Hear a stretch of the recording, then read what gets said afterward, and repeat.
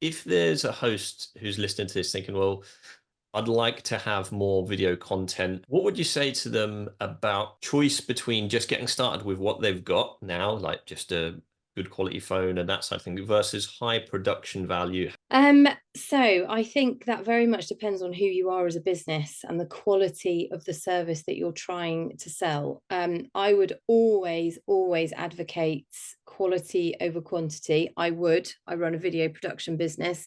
I want to sell my services, but genuinely, if you have the ability to get in a team who will come and who know what they're doing and are specialists in the sector, that's important as well, especially if you have guests. You need people who can come in and work around your guests and appreciate that your guests are the number one, they're important, but are still able to guide you into how to get the very best content. Having a blast, gonna get it on the Bruce Lee podcast. Bruce Lee like Bruce Lee, cause it's so hard and the T is loose leaf. Making up those rhymes, don't write it, just do it loosely. If you want my respect, you'll better put direct. Here are the words in the podcast, that's what comes next. Hi, welcome back to the Boostly podcast. This is the podcast that gives you the tools, the tactics, the training, and most importantly, the confidence to go out there and get yourselves more direct bookings. My name is Carolan. I'm the co-host of this podcast. And we do a series called the Spotlight series, where we look at businesses, people in and around, well, everywhere in the world these days. But for this particular guest, we're based in the UK, and we're really diving into her story. We're diving into video production and what you can do by listening to her story within your hospitality businesses. So our guest today is Gillian Davies. She's the director of Conteur, which is a communications company. She's got an awesome resume of professional work. She's worked for ITV. You can go onto the website and you can see her presenting the weather and doing all sorts of production and amazing things. So I'm really excited to dive in today to learn from Gillian's experience and things that we can do to take into our own hospitality businesses and in life in general. So welcome along, Gillian. Thank you for joining me. Thank you so much for having me. I'm very excited to be here. Gillian, what would you like the listeners who are tuning in to learn in the next sort of 20 or 30 minutes? What would you like them to take away from your story and from the podcast? I think probably the most important thing is just getting the basics right. So if you're in hospitality, which most of your listeners most certainly are, I think lots of people tend to overcomplicate things, tend to overthink things, especially when it comes to marketing.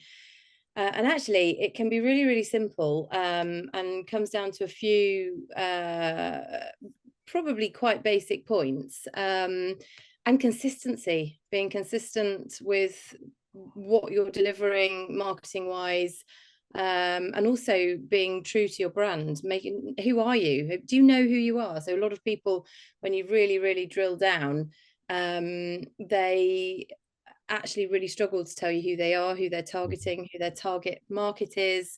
So if you can figure all that out, then you're onto a winner, and then it's just about sorting out your marketing strategy, and everything that goes with it. 100%. I mean, this is the number one lesson that we speak about, which is know who you're selling to ultimately. I know who your market is. And I couldn't agree more. When it comes down to what I've seen from the website and from the bio and even just having this chat before we've hit record, it's clear that you absolutely love what you do. Why is it important to you, this business and the career? How did you come to be doing what you're doing at the moment? That is an excellent question. And there are many different answers. I'm trying to decide which one's the most appropriate for you and which one I should share, which one I'll get shouted at for sharing. So I did work in journalism for a really long time, about 15 years, across many different aspects of it, and absolutely loved it. It was my lifelong dream. But then I had children, and I was on the road a lot. I wasn't seeing them. So I also got a little bit disillusioned with journalism. And I still wanted to tell people stories. I'm very much a human journalist. I love telling human stories. For example, all of the politics, for want of a better word, rubbish that's going on at the moment, I don't really have much of an interest in it. I like to tell human stories and get to the bottom of what real people are doing. And that was why I used to, before getting up to go to ITV super early in the morning, to get about 4:30, and that's how Conteur started. We early mornings, late evenings, until we actually got some bites and people started to really trust us and trust in what we were doing.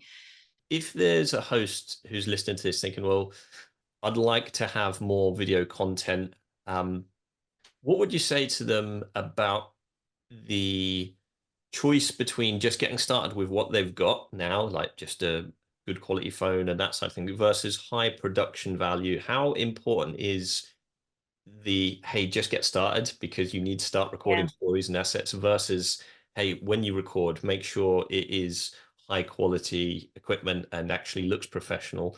What would your advice be around that? So I think that very much depends on who you are as a business and the quality of the service that you're trying to sell. I would always advocate quality over quantity. I run a video production business. I want to sell my services, but genuinely, if you have the ability to get in a team who will come and who know what they're doing and are specialists in the sector, that's important as well, especially if you have guests. You need people who can come in and work around your guests and appreciate that your guests are the number one, they're important, but are still able to guide you into how to get the very best content.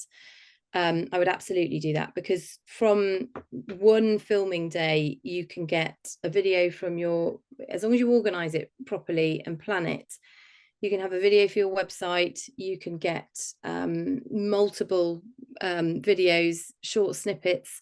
We've just done, our editor just today, as I was out filming, pieced together 1 2.5-minute piece for a website and 9 social media clips that will serve our client for the next 6 months. You can use it for external communications in newsletters, backlinks, for press releases. But having said all of that, if you are just starting out and the budget isn't there, then do something rather than nothing. I think, there are plenty of incredible social media sites out there, aren't there, that you can really push your business on. As and when you get the opportunity, do it professionally, do it well. Google loves a well-made video. We all know that. Your SEO will thank you. But if it's a choice between doing something or doing nothing, do something, absolutely. We need to obviously know how we can find out more about the business, where to go. But just before we do, I wanted to check in a couple of quickfire fun questions, Gillian, just because I know that it's just fun, basically. So okay. We'll see. Yeah. So what is your karaoke song of choice? Jolene by Dolly Parton, every time. Oh, classic. Yes, there are many, but that would be, that's the one. My other half would definitely be up there sharing a mic with you. She absolutely loves Dolly Parton. Give me a few drinks. I don't need it. Give me a few drinks. I don't need a karaoke machine. I just need a table and a microphone bottle, and we're good to go. Awesome. So we're all about hospitality and book and direct. Where would you like to go next, or where is on the wish list to go next for your travels, for your holidays? I have always wanted to go to Oregon in America, and I don't know why. I love America. I've been to America lots. I've worked in America, but I've never been to Oregon, and I'd really love to go there. But I think the next holiday is, mentioned to you before we started, we've had not long had 10 puppies, so we're stuck here for this summer. But next summer we're looking at France for 3 weeks, which is, as I was telling you before, Conteur means storyteller in French. I half grew up in France. I love it over there, love the food. So hopefully, it would definitely be Oregon and or France. Nice. And I was going to mention that the puppies, and we did hear them briefly in the background, but congratulations on Thank you. You mentioned beforehand the Labrador and black Labradors, and also red coated Labradors, which is amazing. So they will be sort of breaking some hearts at the moment, as imagine breaking my heart and my plants. I'm currently, I think, ripping up a garden chair, but Oh no. Well, the last 2 questions is, for how can we get in touch with the business if we want to follow more about Conteur's journey? How do we do so? Probably our website would be wonderfur. As I said to you, I'm absolutely rubbish at this sales stuff. I should have thought about this more, shouldn't I? But definitely the website, www.conteur, which is conteur.co.uk. Awesome. Thank you so much. And of course, if you listen to this on the podcast or watch it on YouTube, that'll be in the show notes somewhere as well, so you can click the link. So the last question is, if you could go back to the start of your journey, what would you tell yourself and why?